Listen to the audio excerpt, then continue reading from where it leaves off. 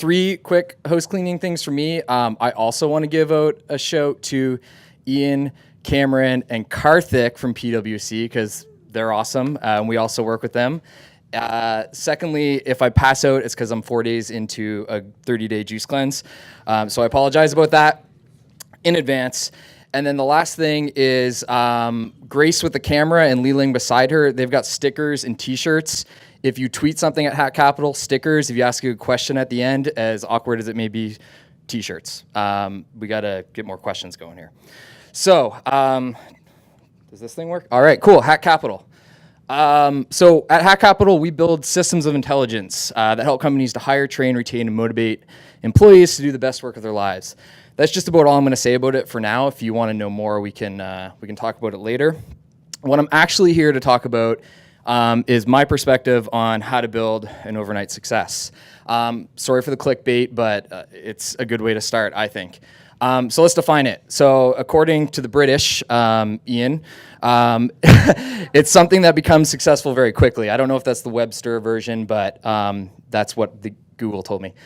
So 8 months into my first startup, I sold it for what's now a $10 billion company. They just crossed that threshold. Congrats, Zillow.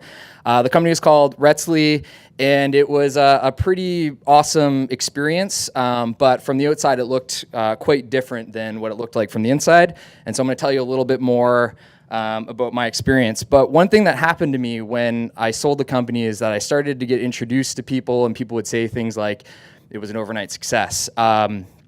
And I think, whoa, giving it away. I think this is what they thought my experience was like, and it wasn't like that at all. It was probably more like this. I definitely like this, and ultimately, you all know that it was like this. So my good pal Dick from Twitter says that timing, perseverance, and 10 years of trying will is all it takes to make you look like an overnight success. Took me 20 years, so Dick's a show-off in my opinion.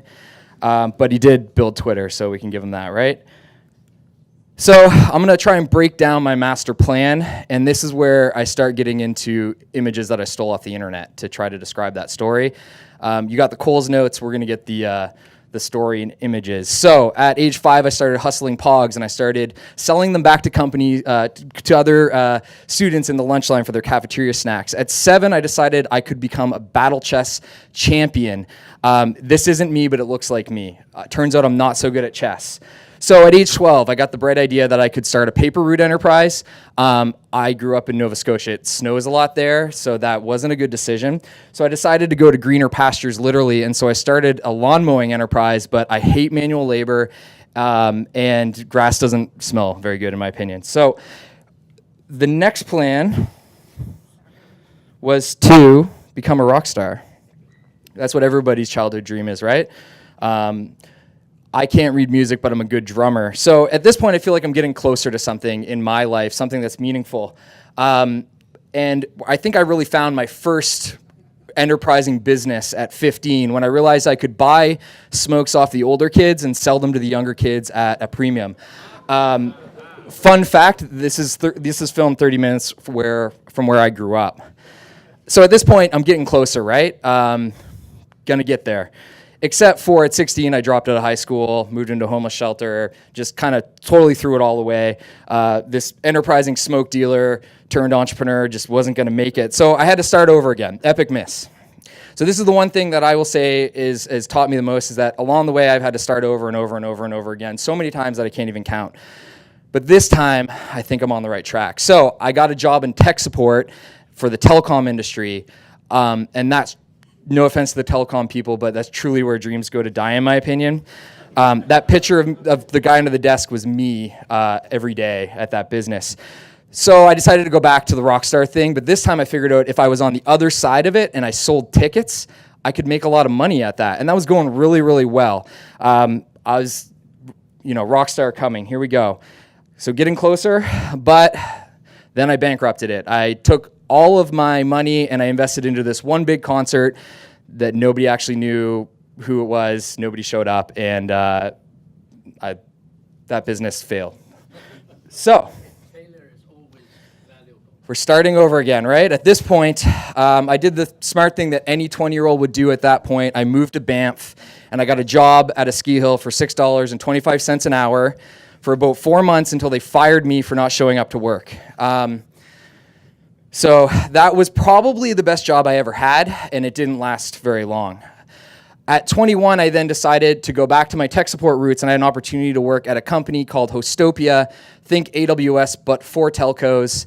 And I couldn't afford the IPO, and I didn't actually even know what an IPO was, so I actually missed out on a pretty big opportunity. But there was a pool table, free pop. I was pretty excited about that. That gave me an opportunity to demonstrate my ability to be a software developer. And I literally faked it until I made it. So there was no Lighthouse Labs for me. Shout out to Lighthouse Labs. Go check them out. I figured things out along the way by building internet and just like failing at doing so. I did that for a few years at companies like Blast Radius, working on global brands, and I started to learn from people around me, which was really valuable to me.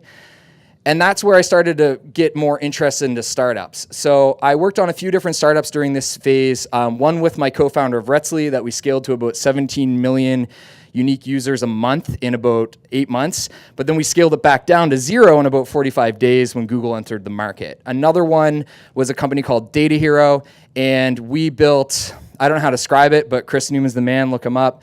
He eventually sold that business, and it was essentially data intelligence for marketing teams is one way to describe it. So at this point, getting warmer again. I think I'm on to something. So at that point, I did what any rational person would do, and I left my good-paying startup job where, you know, potentially we're going to sell another company and have success to basically go through 8 months of stress, pain, and very little money. And overnight successes happen when you work every night, in my opinion. And so at that point, age 30, the business wasn't working, so we sold it. We got to a point where we essentially had built a really great product, but we were building it in an industry that didn't need it. We were selling them the internet, and they had the telegram. And so when Zillow came to my door and offered to purchase this company, it was the best decision for us. So going back to that definition of something that becomes successful very quickly, I think successful is the key operative word. And I mean, this is cliche, I know, but it's important to define success. So what did I learn about this experience? And I think that's how I translate success into this presentation to try to pull it back from all the video, the bad pictures and stuff. So I think the first most important thing that I learned is you have to do something you love. If you don't do something you love, you're not gonna be able to get through the pains and the trials and the no's and all the bad stuff that comes along the way. So you have to do something you love, and to Mandy's point, you have to do something you love, and to Mandy's point, you have to also do something you know, something that you can be a customer of, because it has to be real to you. I think the other thing that I learned is it's more about helping other people reach their goals than setting a goal for yourself. And so that's become even more apparent to me in my latest business, where it's about how do I set up a platform for success for other people. And I think this is probably one of the most important things I learned, and it's guided my entire direction moving forward around business. I think the other thing I learned is that it's not all or nothing. You got to be able to disseminate when it is all or nothing, but most of the time you have to force yourself to make it feel that way. And if it feels that way, you're going to act differently than if it doesn't feel that way, but it's key to know the difference, because if it always feels all or nothing, it's hard to do the thing you love. And then more importantly, you have to want it more than everyone else. And the way that I think about it is that I look around this room and I think about it not from the perspective of like competition, I'm going to fight you over this, but like I need to want it more than everyone else does, and I need to be able to go that little extra bit farther than anyone else. And if I do that, I don't have to worry so much about competition. So figure it out as you go. Maximize opportunity. Hedge risk, and then just stay alive. If you do that, you're going to see results. And most importantly, you're going to learn that there's no actual thing as an overnight success. It's a lot of bad stuff that adds up, and then eventually it becomes good stuff. We're also hiring, so check us out.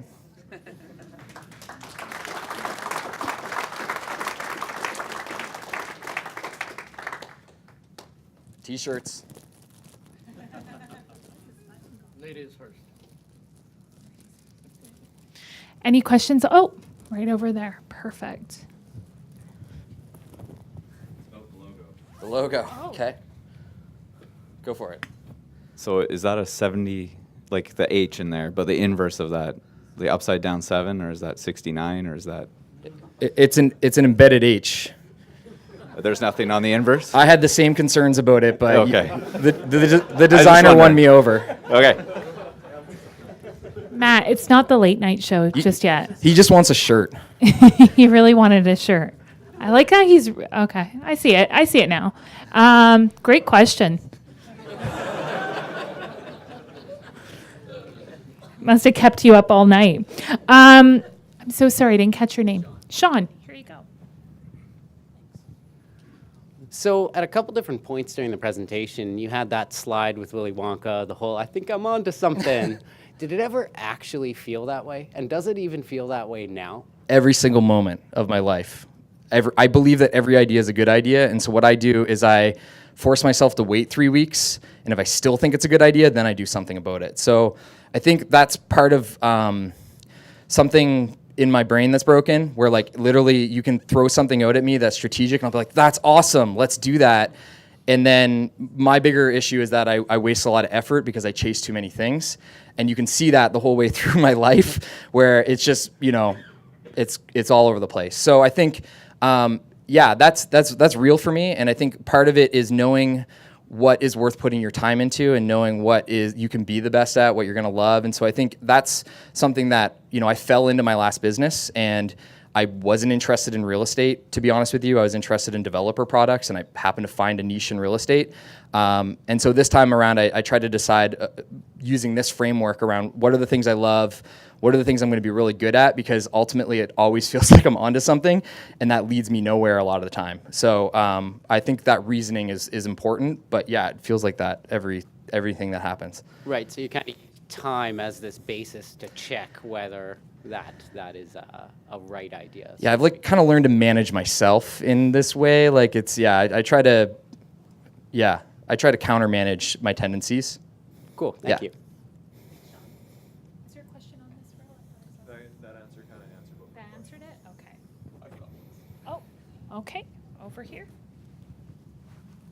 Could you tell us a little bit more about Hack Capital? How big are you? What are you trying to do? Who are you trying to hire? Oh, you walked me into it. Okay, so Hack Capital, I gave you the line. What we're trying to do right now is we're really focused on the brand that I kind of skimmed over, which is CTO.ai. We're trying to build a hyper-optimized process for software engineering teams that is driven from intelligence. Ultimately, we want to apply that to multiple parts of a business. We believe that SaaS is over to some degree. The SaaS apocalypse is coming. And what we're trying to do is we're trying to embed intelligence into businesses to help them be successful. We've hired about 25 people since June. We're currently hiring full stack engineers and pretty much any role under the sun. We work with companies to help them get their software engineering practices on point from a consulting perspective, and we also build SaaS tools that we offer for free, where anybody can log in, connect our intelligence product to their GitHub, to their Slack, and start leveraging the data points that we're crunching for them. It's very early on, so manage expectations. If you try it out, it's free though. Thank you. Okay, last question. There you go. Thank you. Hi. So who were some of the best co-founders you've ever had, and how did they balance out your strengths and weaknesses? Yeah, so I've actually only had one co-founder, and if he was here, he would really laugh at that conversation. I think there's some degree of co-foundership that's like meant to be contentious. And to answer your question about who the best co-founder was that I've ever had, I don't actually have a co-founder this time around, so I can only refer to my previous co-founder.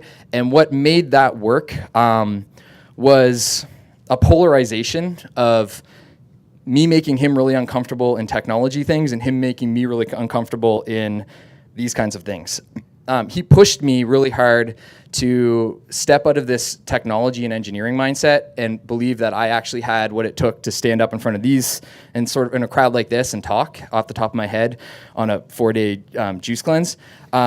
So, I'm really thankful for that. But I mean, I think what's important in a co-founder relationship is that you need to find someone that doesn't think like you. And I think they need to push you to do things you're not comfortable with, and it should be heated sometimes, but you should always have a rational way of resolving those things and moving forward as a team. Thanks.